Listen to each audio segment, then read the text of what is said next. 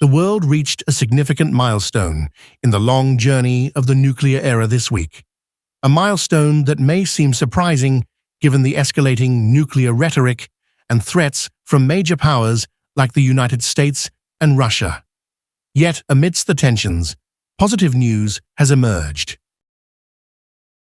Dylan Spalding, a senior scientist at the Union of Concerned Scientists, UCS, wrote a historic reminder on his blog on Wednesday.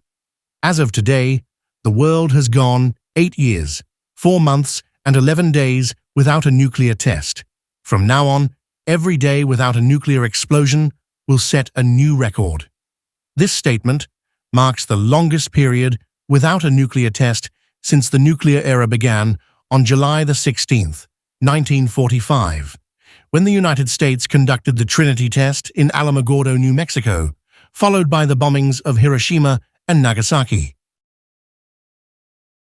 The world's last nuclear test was conducted by North Korea on September 3, 2017. Previously, the longest non-testing streak was between May 30, 1998, when Pakistan conducted its last test, and October 3, 2006, when North Korea began its first series of tests. However, Spalding warned that this winning streak is fragile. Amid rising global tensions, US President Donald Trump's threats to resume nuclear testing have further alarmed the situation.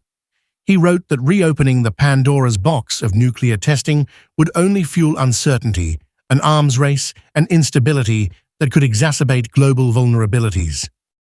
Analysts' concerns grew when Trump expressed his willingness to let the US-Russia Nuclear Arms Limitation Treaty expire on February 5th.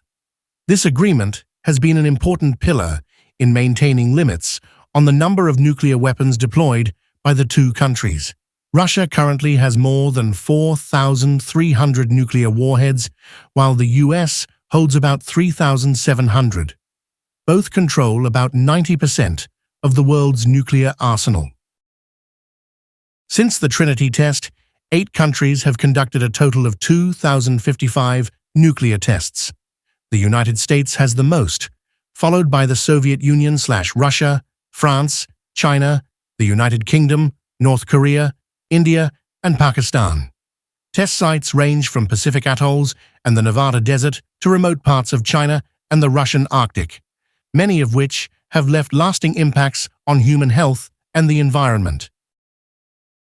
After the 1990s, the frequency of nuclear tests declined dramatically.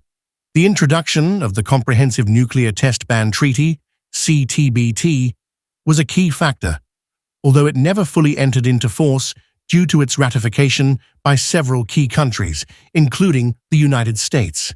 Despite this, most of the world remains in compliance with the agreement, except North Korea. But now, international attention has shifted to Washington and Moscow. During his visit to South Korea in October, Trump promised to resume US nuclear testing on the same basis as Russia and China. He instructed the Department of Defense to prepare for such a possible test. Shortly afterward, Russian President Vladimir Putin also ordered his military to prepare for another test. Spalding asserts that none of this is necessary, given that nuclear weapon states already possess subcritical test technology, simulations capable of verifying the functionality of weapons without the need for a full-blown nuclear explosion. Continuing physical tests would send a bad signal, doubts about the reliability of each country's arsenal. Jennifer Knox, an analyst at UCS, further cautions that both Russia and the US already possess nuclear weapons far beyond what would be needed to destroy each other multiple times over. Expanding or escalating their arsenals increases the risk of fatal accidents and strategic miscalculations.